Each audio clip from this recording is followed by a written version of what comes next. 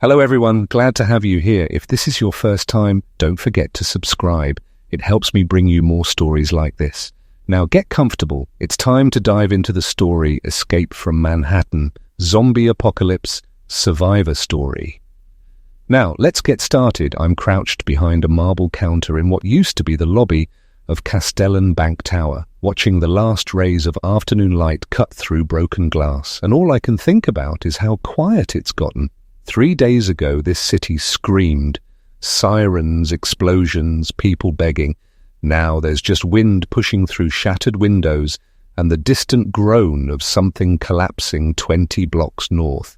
My name is Chris Forrester. I flew Black Hawks for the army until my knees gave out and they stuck me behind a desk. That was 8 years ago. I haven't touched a cyclic since. But when the infection tore through New York like a firestorm, when they started blowing bridges and shooting civilians trying to swim the East River, none of that mattered. My daughter was here. Nikki was somewhere in this dying city, and I was 300 minutes away watching it burn on television, so I came. Don't ask me how. The roads were gridlocked. Checkpoints were shooting anyone who came close, but I made it through.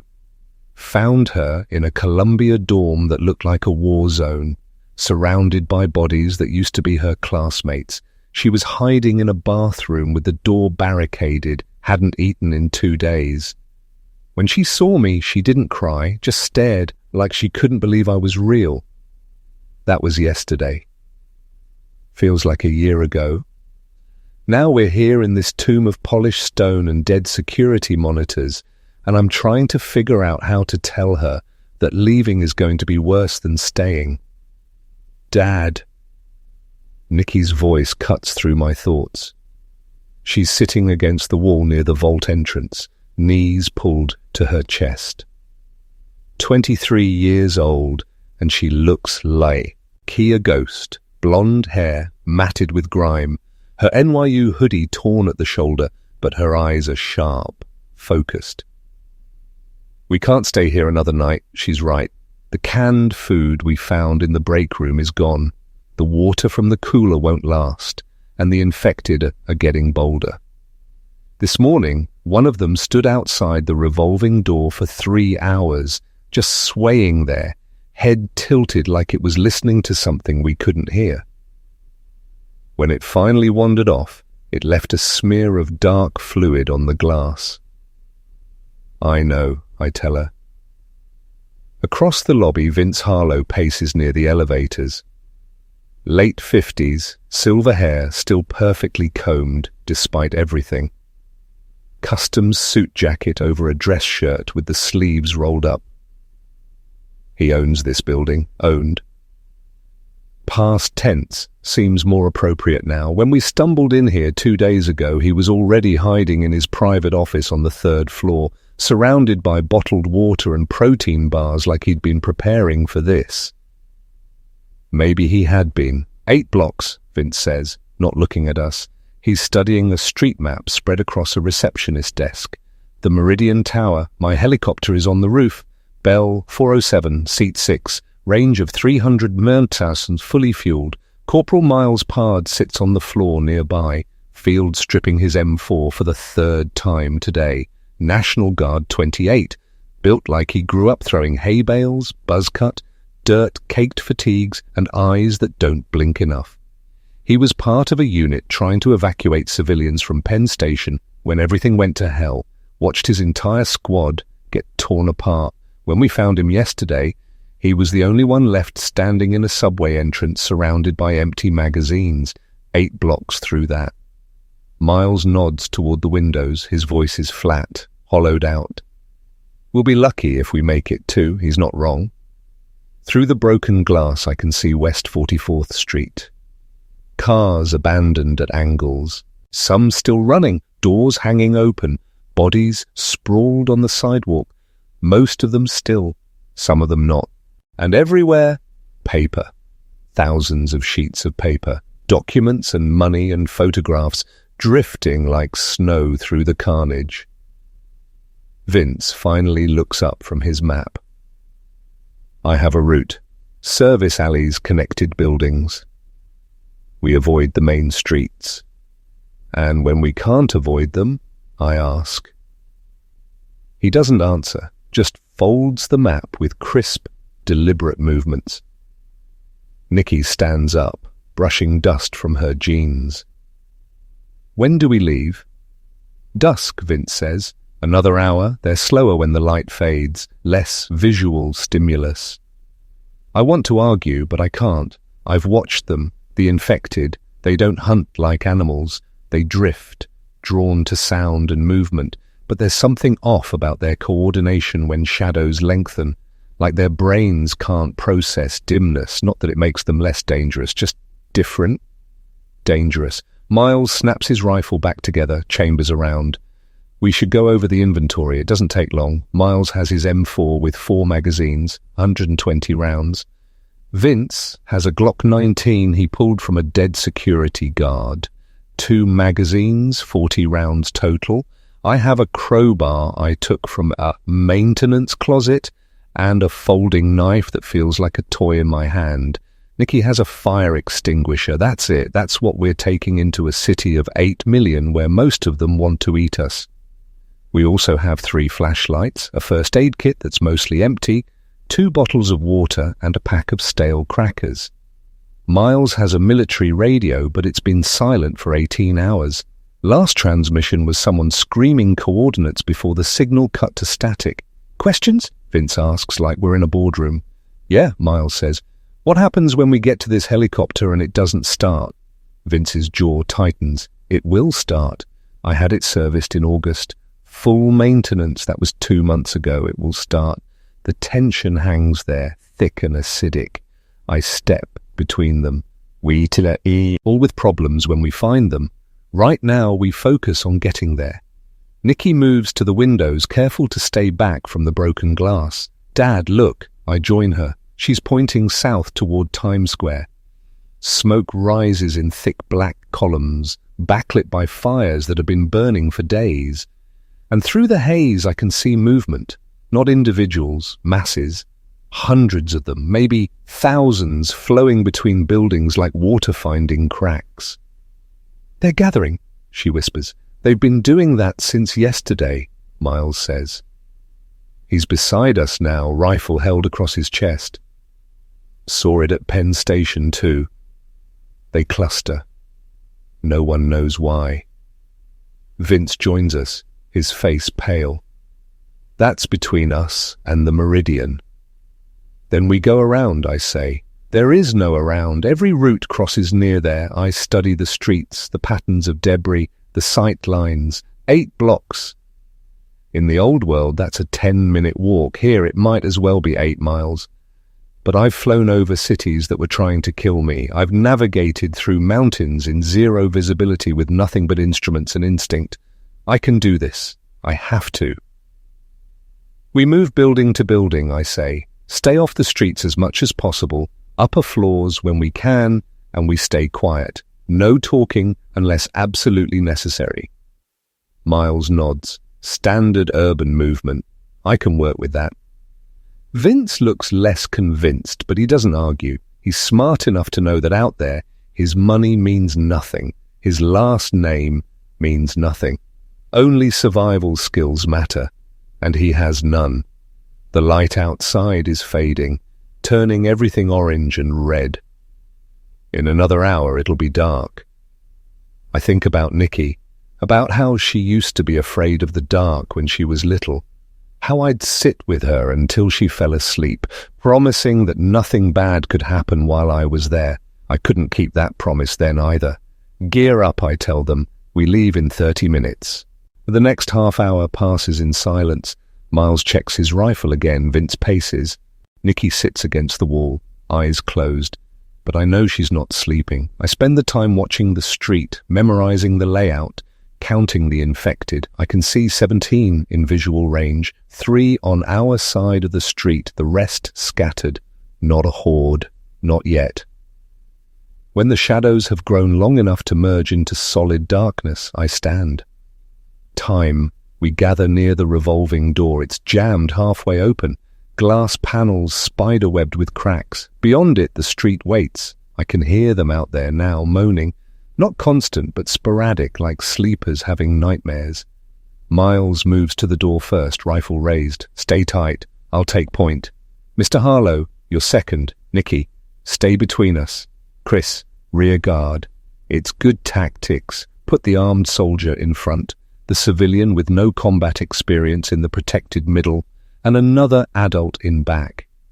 But it means Nikki is sandwiched between strangers, and I hate it. I want her next to me where I can shield her if something happens. But this isn't about what I want. Ready? Miles asks. No one answers. There's no being ready for this. Miles slips through the jammed door, smooth and controlled.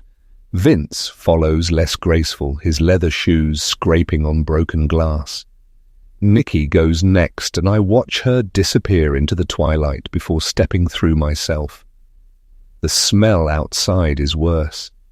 That sweet rot amplified, mixed with burning plastic and raw sewage. My boots crunch on debris, glass shell casings, bits of concrete. The street is a canyon of shadows now. Buildings looming on either side, windows dark and hollow like eye sockets. Miles signals left toward an alley between our building and the next. We move in formation, steps, careful, weapons ready. I grip the crowbar, feeling its weight. 14 Oz of steel. It feels inadequate. We're 15 feet from the alley when I see it. A woman, or what used to be a woman. She's standing in the middle of the street, 50 yards away, wearing the remains of a business suit. Skirt torn, blouse hanging open. Her skin is grey in the dying light, veins visible beneath like dark rivers. But it's her face that stops me. Half of it is gone, just bone and exposed muscle. The other half stares at us with an eye that doesn't blink. She takes a step toward us, then another. Her movements are wrong. Joints bending at angles that don't match human anatomy. No pain, no hesitation, just forward momentum. Don't engage, Miles whispers. Let her pass. But she's not passing. She's coming straight at us. And behind her, I see others. 3 more, then 5. Then I stop counting because they're emerging from doorways and from behind cars, drawn by some stimulus I can't identify. Alley now. Miles's voice is urgent but controlled. We move faster, reaching the alley entrance as the woman breaks into something that might be called a run. It's stumbling, lurching but fast. Too fast. Miles raises his rifle. No, Vince hisses. The noise will Miles fires. The suppressor reduces the shot to a harsh cough, but in the urban canyon it still reverberates. The woman's head snaps back, body crumpling, but the others keep coming, and now there are more. I count 12, 15, 20. Move, I shout, and we're running. The alley is narrow, barely wide enough for 2 people side by side. Dumpsters and fire escapes create obstacles, and in the dim light, every shadow looks like a threat. Behind us, the infected follow. I can hear them. Not breathing, they don't breathe right, but dragging feet, scraping hands, bones hitting metal. Miles leads us to a door on the right side of the alley. Locked, he puts 2 rounds through the handle, kicks it open. We pile inside and he slams it shut behind us. We're in a storage room, shelves of boxes smell of cardboard and mildew.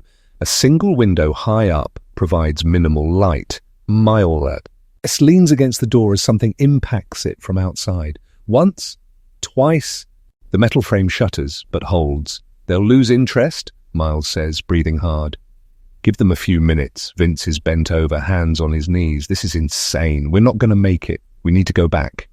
Back to what? Nikki asks. Her voice is sharp, angry. We're out of food, out of water. What do you think happens if we stay? We could fortify with what? We have nothing. She's right in his face now. And I see something in her I haven't seen before. Steel. My daughter, who cried when her goldfish died, who couldn't watch scary movies, is staring down a man twice her age with absolute conviction. We go forward or we die. Those are the options. Vince opens his mouth, closes it, looks away. The impacts on the door have stopped. Miles cracks it open, peers out. Clear. But we need to move before they circle back. We exit into the alley, pushing deeper into the shadows. The space between buildings narrows, forcing us into single file above. Fire escapes create a lattice of black metal against the darkening sky. Something drips from one of the platforms. I don't look up to see what. At the end of the alley, we face a choice. Left takes us toward Avenue of the Americas, open and exposed. Right goes deeper into the block toward connected buildings. Right, I say, stay in the canyons. We turn right into an even narrower passage. The buildings here are older, brick instead of glass and steel. Some of the walls have collapsed, creating gaps we have to climb over. The rubble is unstable, shifting under our weight. Nikki slips, catches herself on a piece of rebar. Her hand comes away bloody. "I'm fine," she says, before I can ask. We reach another door. This one isn't locked. It's been smashed open from the inside. The frame is splintered and there's blood on the handle. Old blood, dark and dried. Miles enters first, rifle up, flashlight mounted under the barrel, cutting through the darkness. We're in a restaurant kitchen. Stainless steel prep tables, industrial ovens, and everywhere the smell of rot, not infected rot, food rot. Weeks of ingredients left to decay. We move through quickly, trying not to breathe too deep. The dining room beyond is a mess of overturned tables and broken dishes. Someone made a stand here, lost. We don't linger. The front entrance opens onto a side street, narrower than where we started, but just as devastated. A taxi is embedded in a storefront across from us. Windshield shattered, driver's seat empty. The meter is still running. 2 blocks down, Vince says, checking his map with a pen light. There's a department store, Macy's. We can cut through it to get closer to Meridian. Department stores are death traps, Miles says. Too many entrances, too much open space. You have a better idea. Miles doesn't. None of us do. The streets are too exposed. The alleys too unpredictable. At least in a large building, we can see what's coming. Fine, I say. But we stay on the upper floors. Less traffic. We move down the street, keeping to the shadows, using cars as cover. Every 20 feet, we stop and listen. The city is never truly silent. There's always something. Wind through broken windows, distant sounds that might be emergency broadcasts or might be trapped vehicles, the groan of stressed metal and concrete. And underneath it all, that noise, that moaning, like the city itself, is in pain. Macy's is 3 blocks south. The journey takes us 40 minutes because we have to backtrack twice to avoid groups of infected. By the time we reach it, full darkness has fallen, and we're operating by flashlight and moonlight. The building is massive, taking up an entire block. Ground floor windows are shattered, merchandise spilled onto the sidewalk. I see mannequins mixed with bodies, and for a heart-topping moment I can't tell which is which. The entrance we choose is a loading dock on the east side. The bay door is rolled up, leaving a black opening like a mouth. Miles approaches it carefully, light sweeping the interior. Empty. We slip inside. The dock leads to a warehouse area. Shelves stocked with boxes that have been torn open and scattered. Someone was desperate for supplies, found them or didn't, i.e. either way, they're not here now. We find stairs leading up. Fire stairs, concrete and metal. Our footsteps reverberate no matter how careful we are. At the 3rd floor landing, Miles holds up a fist. Stop. He's heard something we all have above us. Movement. Could be nothing. Vince whispers. Building, settling. Miles shakes his head, points up. The sound comes again, scraping, shuffling. Then a wet, gurgling noise that raises every hair on my neck. Bypass. Miles mouths. Next floor. We continue up, passing the 4th floor without stopping. The sounds don't follow. When we reach the 5th floor, Miles opens the door slowly. The hallway beyond is dark, but I can see display signs hanging from the ceiling, housewares, furniture. This was a shopping floor. We move into the space. It's vast. Columns every 20 feet supporting the ceiling.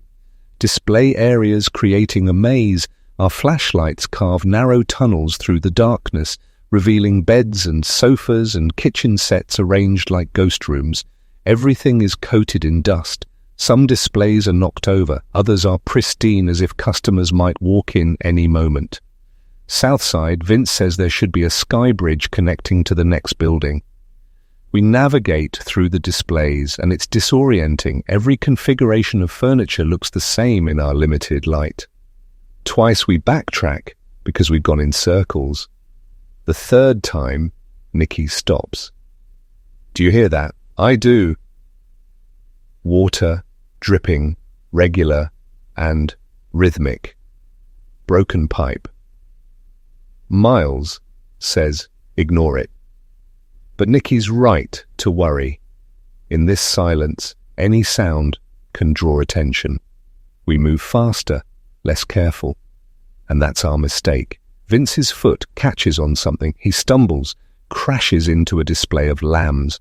P.S. The sound of shattering glass is deafening. We freeze, lights off, holding our breath in the sudden darkness. For 10 seconds, nothing happens. I start to think we might have gotten lucky. Then from somewhere in the darkness comes an answer. A low moan. Then another. Then a dozen more, overlapping, creating a sound like wind through a tunnel. Run, Miles says. We run, flashlights back on. We sprint through the furniture maze. Behind us, I can hear them coming. Multiple contacts, heavy footfalls, stumbling but relentless. A dining table explodes as something crashes through it. Glass shatters, metal screams. Miles leads us left, then right, then left again. I've lost all sense of direction. We're just sprinting, desperate to put distance between us and the sounds of pursuit. Nikki is ahead of me, and I watch her vault over a fallen shelf with an agility born of pure adrenaline. There, Vince shouts, pointing. I see it, a glass walkway connecting this building to the next. 30 feet long, suspended 5 stories above the street. The entrance is ahead, and it's not blocked. We hit the bridge at full speed. The glass beneath our feet is intact, but flexes with our weight. I don't look down. Don't think about the drop. Just keep going. Halfway across, I glance back. They're at the entrance now, 6 of them, maybe more in the shadows behind. They see us and they follow onto the bridge without hesitation. No fear, no self-preservation, just raw instinct driving them forward. Move! I shout, but we're already going as fast as we can. We reach the other side, pile through the door into another building. This one is offices, cubicles and desks and dead computers. Miles slams the door behind us. There's no lock. Help me, he grunts, grabbing a desk. I join him, and together we shove the heavy furniture against the door. Vince and Nikki add filing cabinets. It's not much, but it's something. The infected hit the door seconds later. The barricade shutters, but holds. They pound on it, mindless, relentless. But they don't problem solve, don't try to find another way. They just push against the obstacle over and over. Will it hold? Nikki asks. Long enough, Miles says, but he doesn't sound certain. We back away from the door, pushing deeper into the office space. The pounding follows us, muffled, but constant. A reminder that we're not safe, not even close. Where are we? I ask Vince. He's studying his map again, hands shaking. If that was the Sky Bridge, I think it was, we're on 47th Street, 4 blocks from Meridian, 4 blocks halfway there, and we've already lost equipment, wasted ammunition, and attracted every infected in the area. At this rate, we won't make it to the end of the street. But I don't say that. Instead, I look at Nike. She's leaning against a cubicle wall, chest heaving, blood still seeping from the cut on her hand. But her eyes meet mine, and I see the same thing I saw in that dorm bathroom. Resolve. She's not giving up. Neither am I. We rest for 5 minutes, I say. Then we keep going. Behind us, the infected continue their assault on the barricaded door. The sound is rhythmic, hypnotic, like a heartbeat. The heartbeat of a dying city that refuses to stop. And we're trapped inside it. The pounding on the barricaded door doesn't stop, doesn't slow. Just that relentless rhythm of fists and bodies slamming against furniture and wood. We can't stay here. The question isn't if they'll get through, it's when. Miles is at the window, looking down at the street 5 stories below. We've got more company. 20, maybe 30 of them converging on the buildings. Nay, I join him at the window. The infected are gathering at the main entrance like moths to a flame, drawn by the noise their companions are making inside. Some wander in circles, others stand perfectly still, heads tilted as if listening to something we can't hear. We go down, I say. Find the basement, access the subway tunnels. Vince looks up from where he's been sitting, his expensive suit now torn and filthy. The tunnels? Those things could be everywhere down there. They're everywhere up here too, Nicky points out. At least underground we're out of sight. Miles checks his remaining ammunition. 3 magazines, 90 rounds total. How far through the tunnels? 3, maybe 4 blocks. We surface near Meridian. Hopefully, past the worst concentrations. It's not a good plan, but it's the only plan that doesn't involve fighting through a street full of infected. We gather our gear and move to the emergency stairwell. The door stands open. Darkness beyond. Miles goes first, rifle up. Flashlight cutting through the gloom. We descend quickly, 4th floor, 3rd, 2nd, ground level. We can hear them clearly now through the walls, that constant moaning, the scraping of hands on glass and concrete. We keep going down, basement level 1. The maintenance door is locked, but Vince's key card works. We enter a concrete corridor lined with pipes and electrical conduits. The air is thick and damp. At the end of the corridor we find the subway access, a metal door marked MTA track maintenance. It's unlocked. Beyond is a staircase descending into complete darkness. The smell hits us immediately. Stagnant water, waste, rot. Stay close, Miles says, and we descend into the tunnels. The stairs end at a service platform. Below, water covers the tracks, maybe 6 in deep, black and opaque in our flashlight beams. Miles drops down first, his boots splashing. The sound echoes down the tunnel. In both directions, we start walking south. The tunnel is narrow, curved walls pressing in overhead. Our lights only penetrate 30 feet before the darkness swallows everything. Water sloshes with each step, every sound amplified. Our breathing, the drip of water from somewhere ahead, and underneath it all, a low rumble that might be the subway system or might be the city dying above us. We've gone maybe 300 warded when Miles stops. His light catches something ahead. A subway car derailed and tilted against the tunnel wall, windows shattered, doors hanging open, and movement inside. Before Miles can react, they're coming out. 5 of them, 7, 10, pouring out of that train car like water from a burst dam. They splash into the water and come at us, stumbling but fast. Back, Miles fires twice, 1 drops. The others keep coming. We run, water spraying with each step behind us. The infected follow, their numbers growing as more emerge from the darkness. Miles points to a service alcove. We dive into it, pressing our backs against a maintenance panel. They swarm past, 3 of them. Then one turns back, sees us, opens its mouth in that silent scream. Miles fires, it drops but blocks the alcove entrance. The others return, trying to climb over their fallen companion. I swing the crowbar, connecting with reaching hands. Vince finally pulls his weapon and fires 3 panicked shots. The noise is deafening in the enclosed space. "Stop shooting!" Miles yells, but the damage is done. The tunnel wakes up from both directions.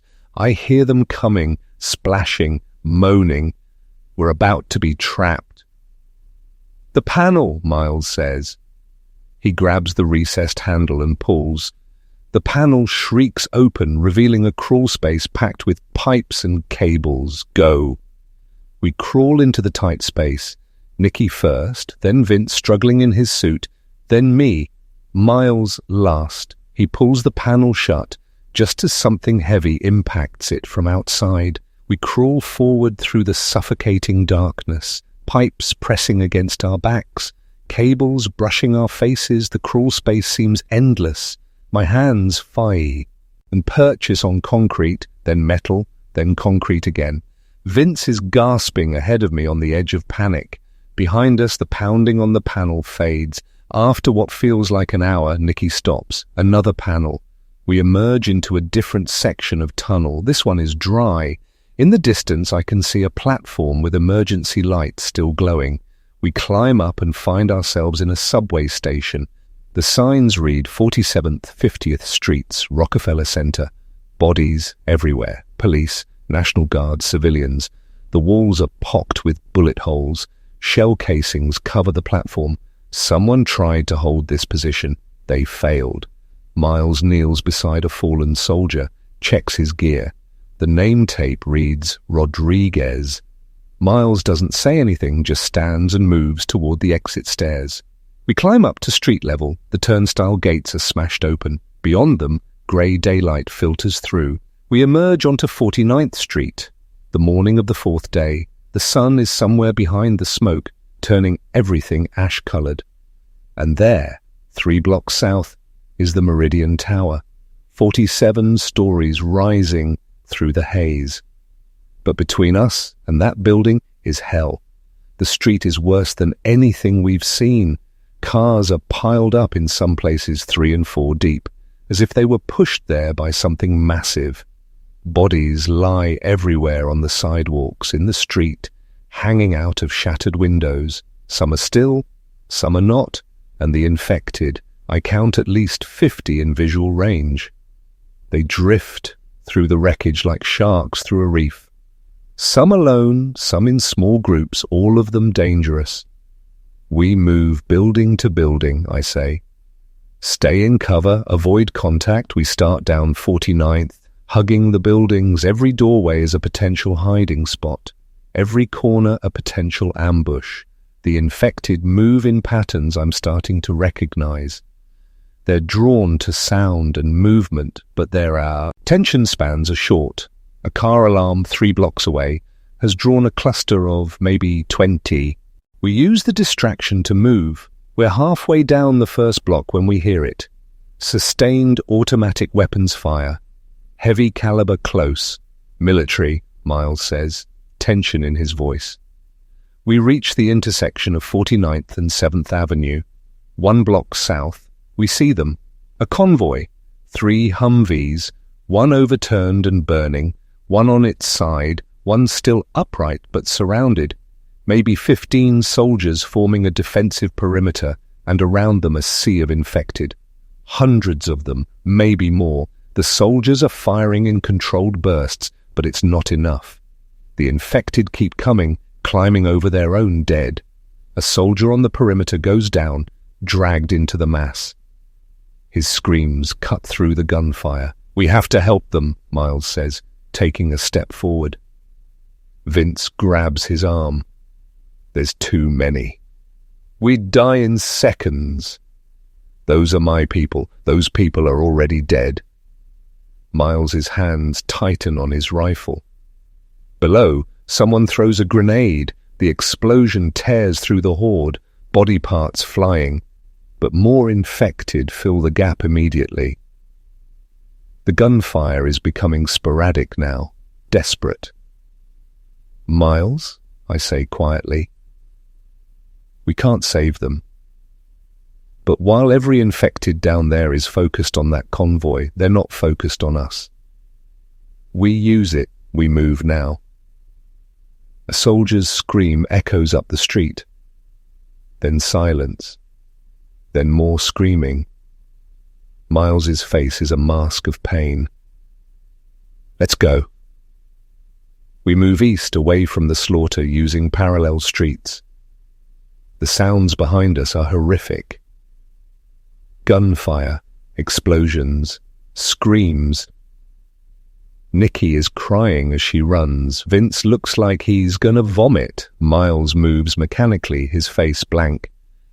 We reach 48th Street. The Meridian Tower is 2 blocks away now, so close, but the streets are getting worse. A building has collapsed here. Debris spilling across the entire intersection. We have to climb over rubble. Concrete chunks, twisted rebar, shattered glass. On the other side, we disturb somewhat eating. 3 infected were sheltering in the debris. They emerge as we cross, moving faster than the others we've seen. One grabs at Nikki's leg. She kicks, and I bring the crowbar down on its head. It drops, but the other 2 are coming. Miles fires. Once, twice.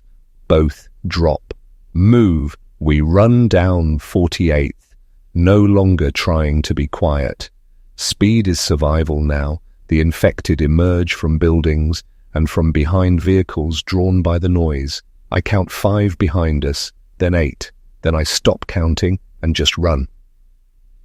We cut through a shattered storefront. Used to be a restaurant. Tables overturned, dishes everywhere. We weave through the wreckage and exit through the kitchen into an alley. The alley is narrow, filled with dumpsters and fire escapes, and 3 infected, blocking the far end. Through here, Nikki points to a door hanging open. We pile through into a building lobby, office building, marble floors, dead security monitors. We cross the space and exit onto 47th Street. The Meridian Tower is right there, 1 block away across the street, across. But the street is wide here, 4 lanes plus parking completely exposed, and there are infected on it. Maybe a dozen visible, maybe more in the vehicles or doorways. We have to cross, I say, all at once, fast. Miles scans the street, calculating the group by that bus. If we go now, we might slip past before they react.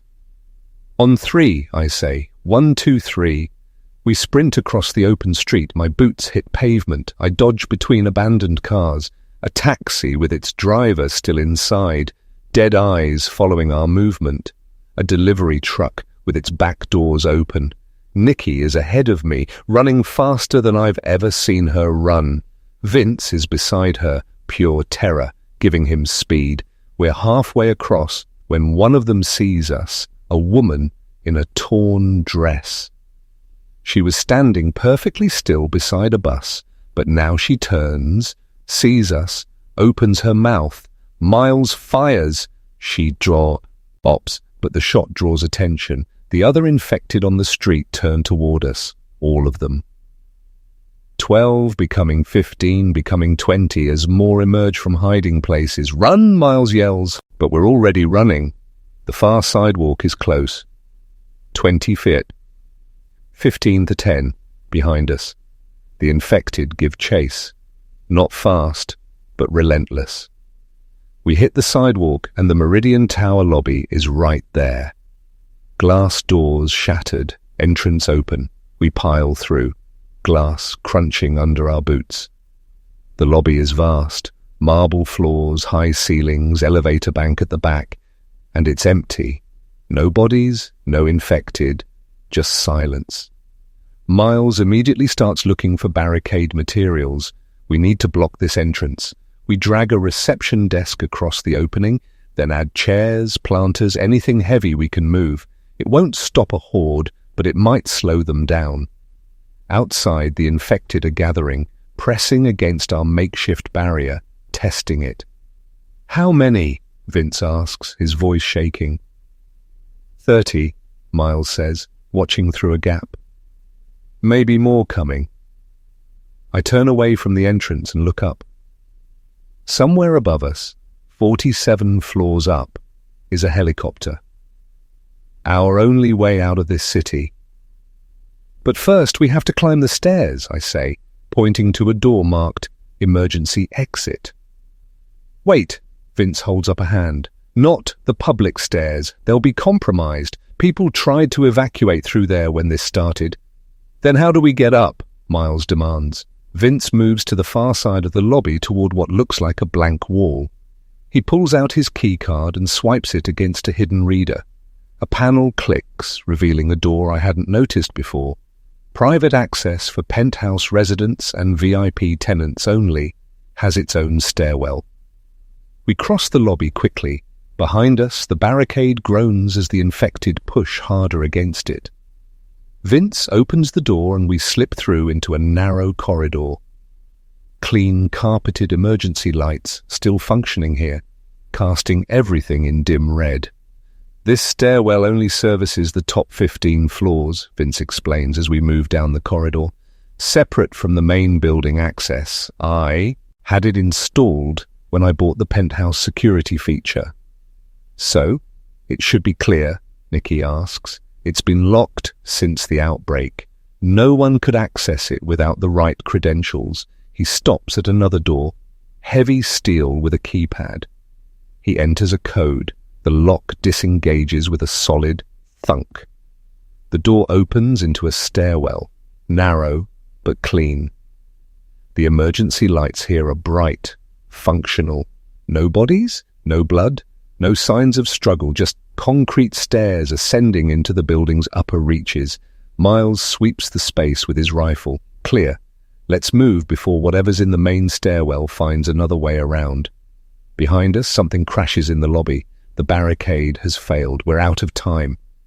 Vince locks the door behind us. This should hold them. The door's reinforced, but we need to move. We start climbing. My legs are already burning from hours of running, fighting, surviving. 32 floors to reach the access point for this private stairwell, then 15 more to the top, 47 floors total. I look up at the stairs, spiraling above us, disappearing into the red-lit darkness. "Let's go," I say.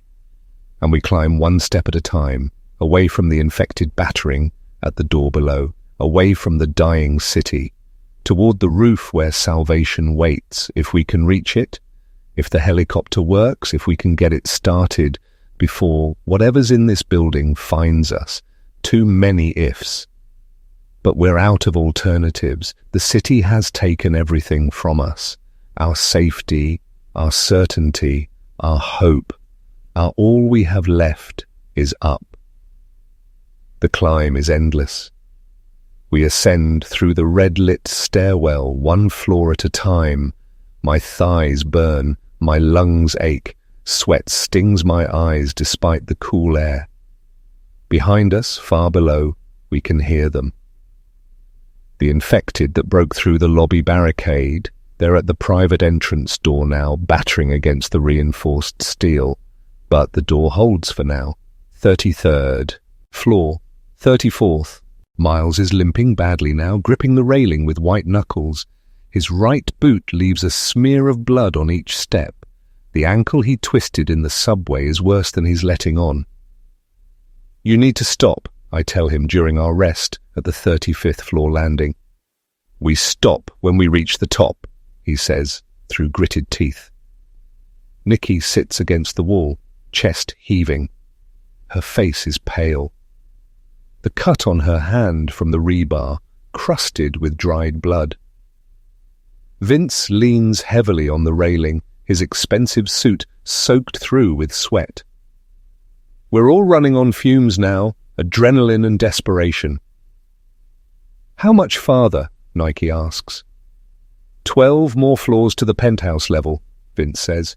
Then roof access from there. 12 floors. It might as well be 12 men. We rest for 3 minutes. Then we continue climbing. 36th floor, 37th. The stairwell remains empty, quiet, except for our laboured breathing and the scuff of boots on concrete. This private access saved us. Without it, we'd never have made it past the lobby. At the 40th floor landing, we stop again. Miles can barely put weight on his right leg now. I can see the pain etched into his face, though he tries to hide it. Let me look at it, I say. No time, Miles. I said no time. He pushes past me, continuing up the stairs. Stubborn, maybe too stubborn for his own good, but I understand. If he stops, if he admits how bad it is, he might not be able to start again. We climb. 41st floor, 42nd, 43rd.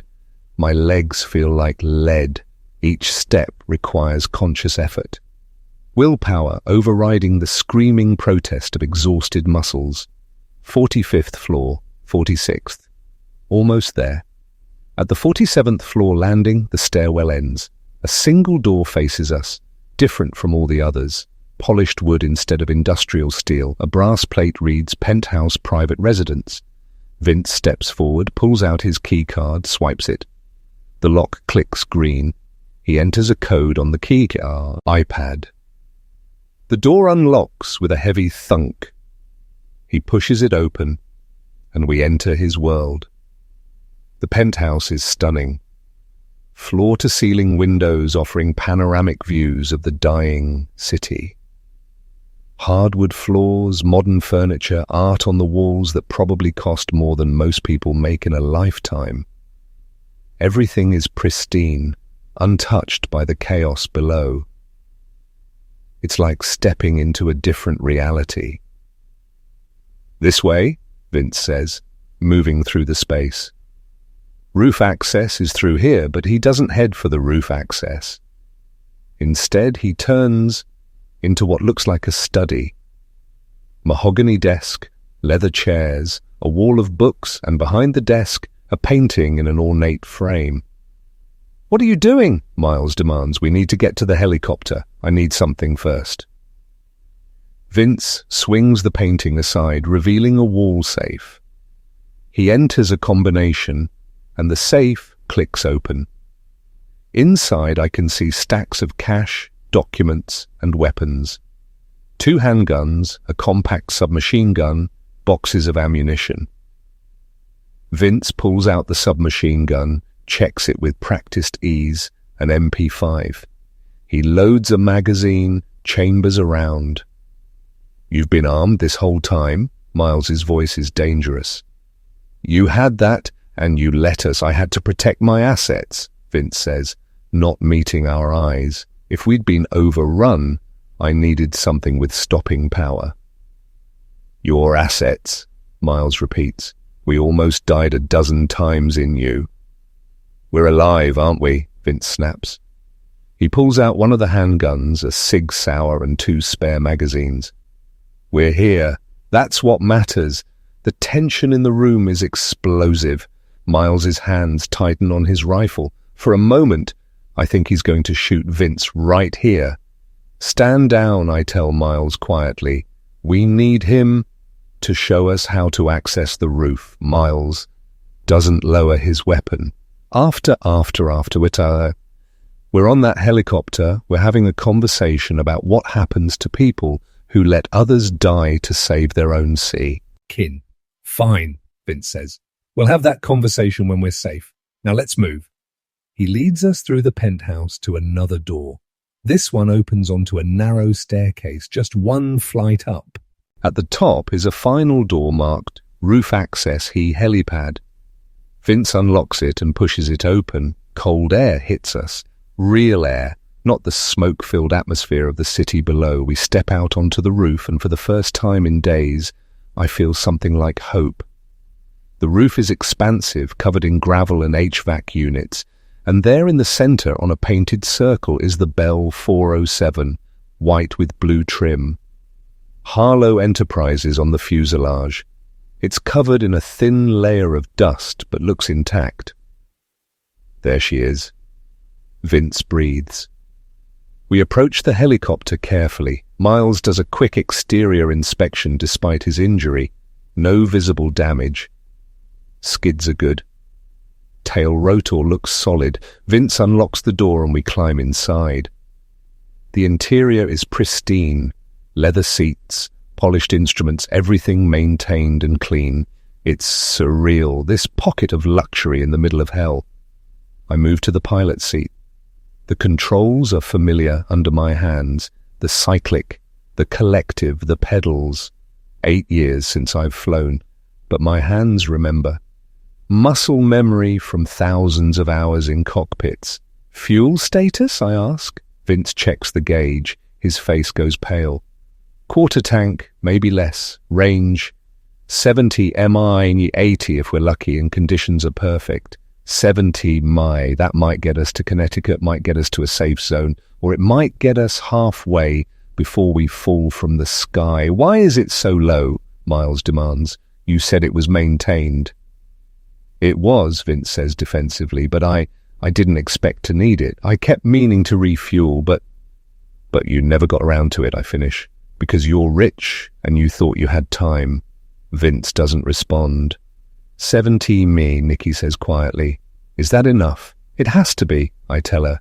I start going through the pre-flight checklist. Battery good. Avionics responding. Flight controls check. The instruments light up one by one. Everything seems functional, but I won't know for sure until Eli try to start the engine. Everyone strapped in, I ask. Miles takes the co-pilot seat, wincing as he settles in. Nikki and Vince are in the back. I see Vince checking his new weapons, the MP5 across his lap. That bothers me, but I don't have time to deal with it now. I take a breath, then I press the starter. The engine whines, coughs. The rotor begins to turn slowly at first, then faster. The whole aircraft vibrates. The sound is deafening after days of relative silence. Come on, I think. Come on, start. The engine catches. The whine becomes a roar. The rotor spins up, gaining speed. And through the windscreen I can see the city spreading out below us, smoke rising from 1,000 fires. Buildings collapsed, streets filled with the dead and the undead. We're going to make it. After everything, we're actually going to... The roof access door explodes open. They pour out like a flood, not a handful, not a dozen, dozens, maybe 50 or more. They must have gotten through the reinforced door below, must have climbed all 47 floors, and now they're here, Chris Miles shouts. But I'm already working the controls. The rotor isn't at full speed yet. We're not ready, but we're out of time. The infected swarm across the roof toward us. Some trip over HVAC units. Others come straight on, driven by instinct. They're 30 yards away, then 20. Get us up, Vince screams from the back. I pull the collective. The Bell lurches, skids, lifting inches off the pad, but the rotor speed is too low. We drop back down hard, the impact jarring my teeth. 10 yards. The fastest ones reach the helicopter, slam into the side. Hands grab at the skids, pulling themselves up. The aircraft rocks. Miles twists in his seat, fires through his open door. 3 shots, 3 infected drop, but more take their place. Now, Chris, Nikki yells. I pull the collective harder. The engine screams. The Bell surges upward, wobbling, fighting me. One infected is still clinging to the starboard skid. Its weight pulls us off balance. I've got it, Miles says. He leans out, aims down, fires. The thing falls away, tumbling to the roof below. We're climbing now, 10 feet, 20, 30. The horde can only watch as we rise out of reach. I bank left, heading north, and for the first time I can see the full scope of the devastation. Manhattan is dead. Entire blocks are gone, reduced to rubble. Fires burn everywhere, sending columns of black smoke into the sky. The bridges are destroyed, blown to prevent the infected from spreading, and everywhere in every street movement, thousands of them, tens of thousands, maybe more. "Oh my God," Nikki whispers, "we're at 500 feet now. Below, the city looks like a vision of hell. I can see Times Square, or what's left of it. The giant screens are dark. The buildings are burning and the streets are packed with infected, a sea of bodies flowing through the ruins. Where do we go?" Miles asks. I check the fuel gauge. It's dropping faster than it should. There's a leak somewhere, or the system wasn't properly maintained. We have maybe 40 minutes of flight time, 50 if we're incredibly lucky. "North," I say. We follow the Hudson, look for somewhere safe to land. "What about the safe zones?" Vince asks. "The government must have established. If there are safe zones, we'll find them," I say. "Right now, we focus on staying airborne. We fly north, leaving Manhattan behind. The city shrinks beneath us, still burning. I can see the George Washington Bridge, or what's left of it. The center span has collapsed into the river. Beyond it, New Jersey looks just as bad. Fires everywhere. No signs of organized resistance. No military presence that I can see. The helicopter shutters. The engine makes a sound it shouldn't make. I adjust the collective, trying to compensate. The fuel gauge continues its steady drop. "How much time?" Nikki asks. 30 minutes, I tell her. Maybe less. We pass over the Bronx. It's burning too. Then Yona's, more fires, more destruction. The infection hasn't been contained. It's spreading. Or maybe it never was just New York. Maybe it's everywhere. 20 minutes of fuel left. The engine is running rough now, missing on every third or fourth cycle. We're not going to make it to any safe zone. We need to find somewhere to land soon. There, Miles points ahead. That looks like an airfield. I see it. A small municipal airport, maybe 10 miles ahead. Westchester County.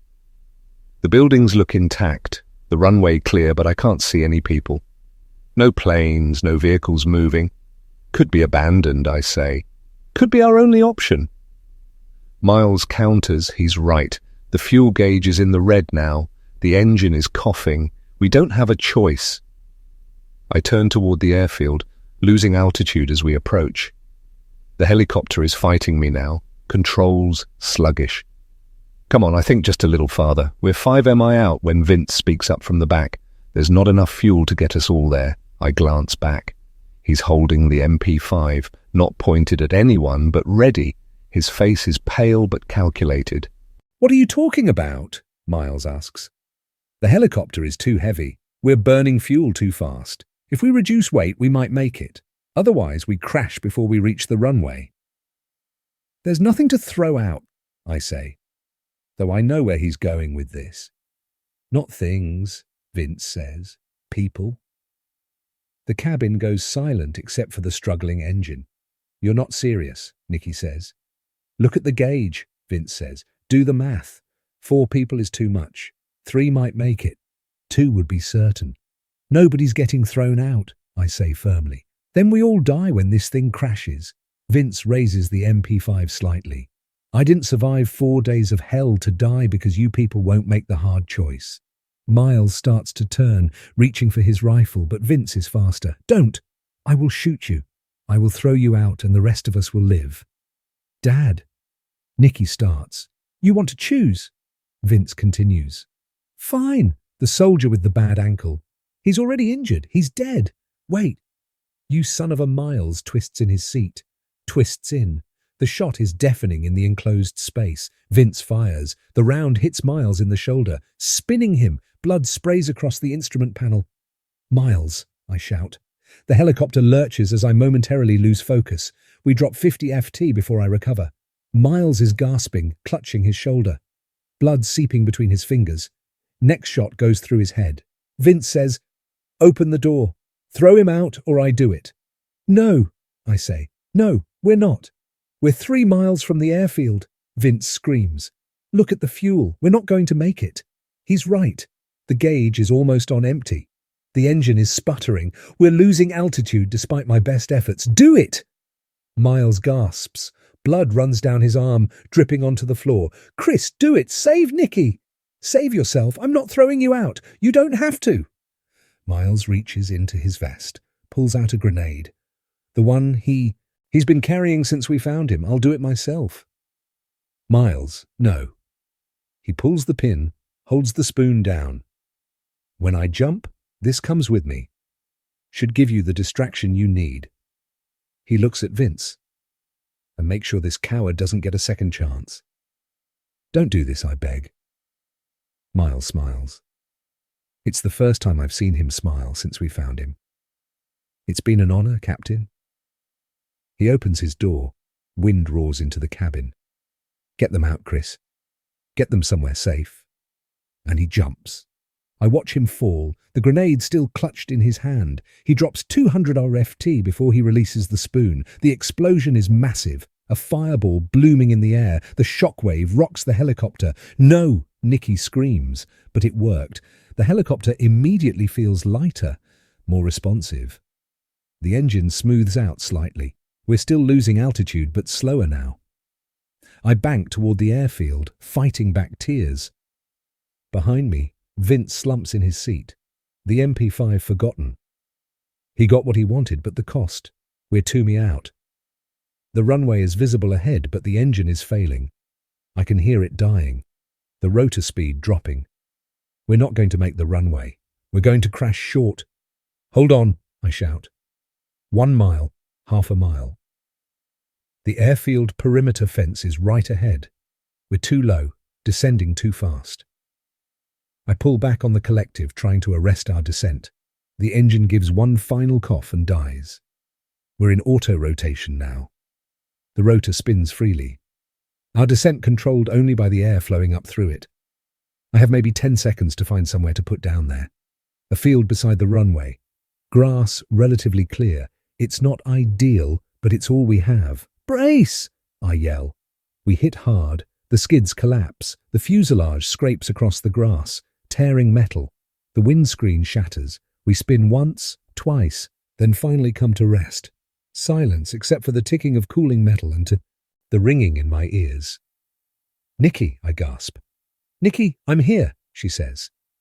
Her voice is shaking but strong. I'm okay. I turn. She's unbuckling, blood running from a cut on her forehead, but otherwise intact. Vince is unconscious, slumped against his harness, but breathing. I help Nikki out of the wreckage. We stumble away from the helicopter, expecting it to explode, but it doesn't. It just sits there, broken and dying like everything else we've left behind. We're in a field, grass under our feet, real grass, not concrete. The sky above is grey with smoke, but it's open, free. We made it out of the city, but at what cost? Miles is dead. The city is dead. Everything is dead or dying. In the distance I can see the airfield buildings. No lights, no movement, but maybe there's shelter there. Maybe there's a chance. We need to move, I tell Nikki. Find somewhere safe before dark. She nods, wiping blood from her eyes. What about him? She nods toward Vince, still unconscious in the wreckage. I look at him, the man who had weapons and kept them hidden, the man who shot Miles, the man who would have thrown any of us out to save himself. Part of me wants to leave him. Let him wake up alone in the ruins of his helicopter, surrounded by the world he helped create through his selfishness. But I can't. That would make me like him. Help me get him out, I say. We pull Vince from the wreckage. He groans but doesn't wake. We drag him away from the helicopter and lay him in the grass. Then Nikki and I stand there looking at the smoke, rising from the south. Manhattan is back there somewhere, hidden behind the haze.